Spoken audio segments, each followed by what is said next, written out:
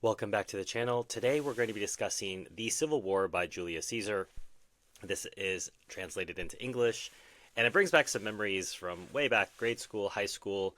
When you come out of elementary Latin and you're starting to do translations, Caesar is one of the first people you're going to get to translate, in part because his Latin is very easy to read and understand, and because his vocabulary is not complicated. By the time you get to Virgil and Ovid, vocabulary syntax gets a lot more difficult and challenging. Sallust, Latin 4, but good old Latin 2, Caesar brings back some good memories. And usually, what you'd have to translate are some sort of battle engagements, which is what every young boy likes to hear and read about and translate.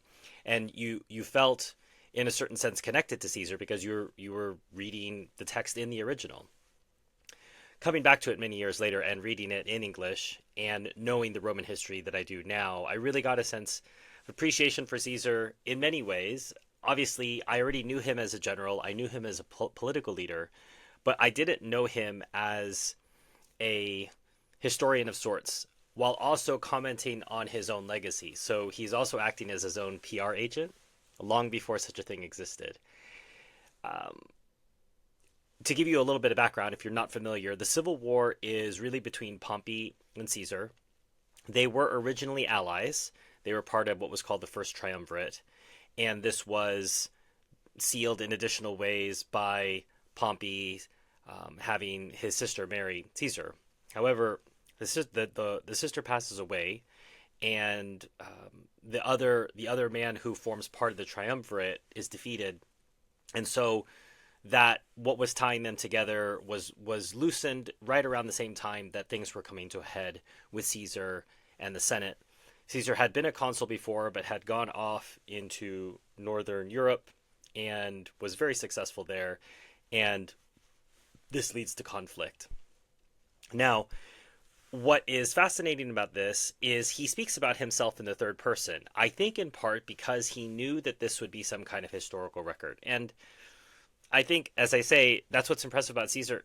As I say, not just a military leader, not just a politician, but he was someone who had the presence of mind to chronicle what he was doing. So he's fighting a battle. End of the day, he also then dictates to his secretaries, here's what was going on, here's what I think happened, etc. And to do it in a style that is readable, understandable, and at times quite beautiful. It's not, let's say, poetry, but it's very understandable and something you can appreciate. So I just picked something in the middle of an engagement. So it's not the beginning of the story. It's not the beginning of a battle, not the end of the battle. But I just wanted to pick from the very middle of this. This is about Curio, an early setback in the Civil War. Curio lets himself get trapped by Juba. But just to give you a sense of the detail that he would go through, with Varus's army was Sextus Quintilius Varus, who, as shown above, had been at Corfinium. After his release by Caesar, he had come to Africa. Now Curio had brought over with him those legions which Caesar had previously taken over at Corfinum. They were still in the same ranks and companies, although a few of the centurions were different. Taking this opportunity of talking to them, Quintilius began to ride around Curio's lines, pleading with the men not to forget the first military oath, which they had sworn to Domitius and to himself as quaestor, not to bear arms against those who had endured the same fortunes as themselves and suffered the same siege, nor to fight on behalf of those who insultingly called them deserters. He also held out some hopes of financial reward, which they might expect from his own generosity if they followed him and Attius. There was no response of any kind from Curio's army to this speech. Nothing more occurred, and both leaders took their forces back to camp. However, in Curio's camp, everyone was seized with a powerful fear, and this was rapidly intensified by the various remarks that were passed. Everyone, in fact, was forming personal opinions, adding to what he had heard from others something of his own fear. When one of these views had passed from one source to several other people, and each had passed it on to someone else, there would seem to be several authorities for the story. It was a civil war. The men involved were of a type to indulge readily in gossip and follow the version they preferred.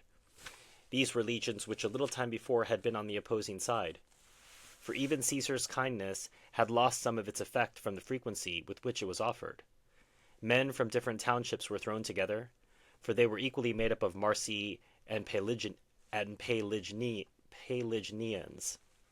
And concerning those who on the previous night had left their tents and gone over to the other side, there were various unpleasant stories going about. Uncertainty was ill received, and some reports were actually invented by men who wished to appear better informed. So Caesar was not present. This is all something he built from reports that he received later and testimony from other people, and then he puts together this. So that's what I mean. He's serving as a historian for his own campaign, but I don't think he. Some might say, okay, you're going to write a history of yourself. You're going to refer to yourself in the third person. It is Caesar, after all. This is not someone who we think of as being a very humble person. I understand that, but that's all to say that while this is not an entirely objective history, it has not been put forward as an inaccurate one. And if you cross-correlate it with other sources, you're going to find that a lot of what Caesar has to say is accurate, and his judgments are the judgments of any officer on looking at a scene. There's not necessarily a rightness or a wrongness to it in what he perceives as the reaction of the men, but you can see he has a very good grasp of human nature, and this is part of what allowed him to be such a great leader, is he understood what people were thinking, and he knew what to do in certain situations where other people might fail, hesitate, think and think and think and not act. And Caesar was nothing if not someone who acted. In these two battles on one day, Caesar lost 960 soldiers and some notable Roman knights. Tuticanus Gallus, a senator's son, Gaius Phleginas from Placentia, Aulus Granius from Puteoli, and Marcus Sacratavir from Capua, as well as 32 major tribunes and centurions. Of all these, however, the majority did not receive a single wound, but were crushed in the entrenchments and on the riverbanks in the panic-stricken flight of their own comrades. 32 military standards were lost. Pompey was hailed as imperator after this battle. He kept this title and afterwards allowed himself to be addressed by it, but he was never in the habit of using it to head his dispatches, nor did he have the badge of the laurel wreath on his fasces. Labienus, for his part, prevailed on Pompey to have the prisoners handed over to him. He then brought them out, apparently for display, and addressing them as fellow soldiers and asking them in insulting terms whether veteran troops were in the habit of running away, he killed them in the sight of all. This he did to strengthen the Pompeians' trust in himself as a deserter. These events put such confidence and spirit into the Pompeians that they no longer paid attention to the strategy of the war, but thought they had as good as won it. They did not reflect that the reasons for their success were the small numbers of our men, the difficulty of the terrain, the confined space, the camp being already occupied, the twofold fear of attack, both from inside and outside, and the fact that our army was split in two, and one part could not help the other. They did not consider further that there had been no decisive encounter, no battle, and that our men, owing to their numbers and the confined space, had inflicted more damage on themselves than they had received from the enemy. Finally, they did not recall how things commonly happen in war, how small causes, false alarm, or sudden panic, or religious scruple, had often inflicted great damage, how often through the inadequacy of a commander, or the fault of a tribune, an army had come to grief. They broadcast that day's victory through the world by word of mouth and by dispatches, just as if they had conquered by their own valor, and as if no reversal could occur. So here, Caesar is calling out the mistake of the Pompeians, and noting for us something that's valid then and valid today.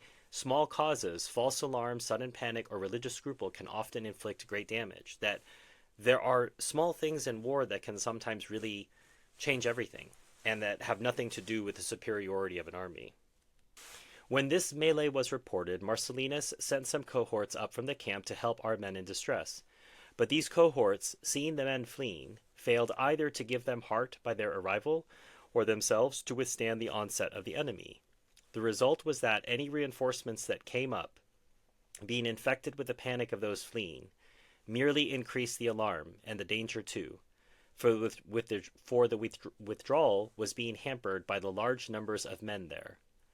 In this battle, a legionary standard-bearer who had been seriously wounded and was growing weak, said, on seeing our cavalry, "I have faithfully guarded this eagle for many years in my lifetime, and now, dying, I restore it with equal faithfulness to Caesar.